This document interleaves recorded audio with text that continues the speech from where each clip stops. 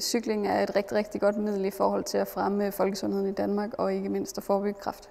Ud fra et sundhedsmæssigt perspektiv synes vi, det er spændende at se på, om der er nogle omgivelser, som kan være medvirkende faktorer til, at vi ændrer adfærd, eller vi har en bestemt adfærd. I store træk er vi interesseret i, hvordan cyklister finder vej.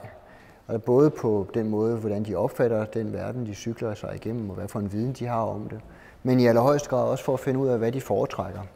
Hvor meget længere er de klar til at køre for at komme på cykelsti? Hvor meget længere vil de køre for at være i grønne områder? Hvor langt vil de køre for at undgå forurenede områder osv.?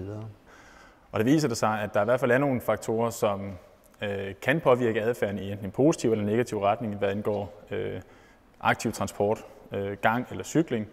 Større befolkningstæthed betyder, at der er større sandsynlighed for, at man cykler. Det betyder, at man har mange cykeldestinationer inden for rækkevidde, man kan cykle til, og cyklen er anvendelig som transportform. Hvis vi får sådan nogle meget klare konklusioner, meget klare anbefalinger på, hvad det er, cyklisterne de foretrækker eller ikke foretrækker, Er der stemmer i det?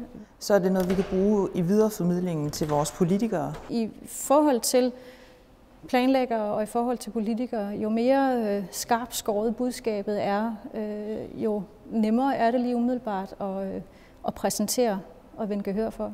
Det vi konkret har arbejdet med, det er en statistisk model, hvor vi kommer frem til 5 forskellige transportstile, eller vi kalder det modalitetsstile. Vi er absolut i internationalt højt niveau med det her forskningsprojekt. Dels med de metoder, vi bruger, dels i forhold til de analyseredskaber, vi tager i anvendelse.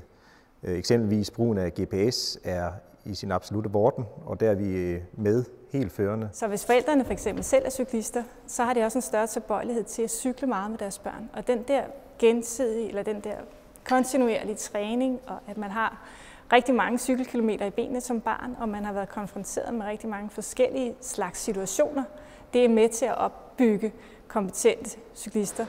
De forældre, som er i stand til at få det til at fungere, og få deres børn til at cykle, jamen hvad er det faktisk for nogle handlemåder, de har? Altså hvad er det for nogle muligheder, de ser, og kreative løsninger, som vi faktisk kan videreformidle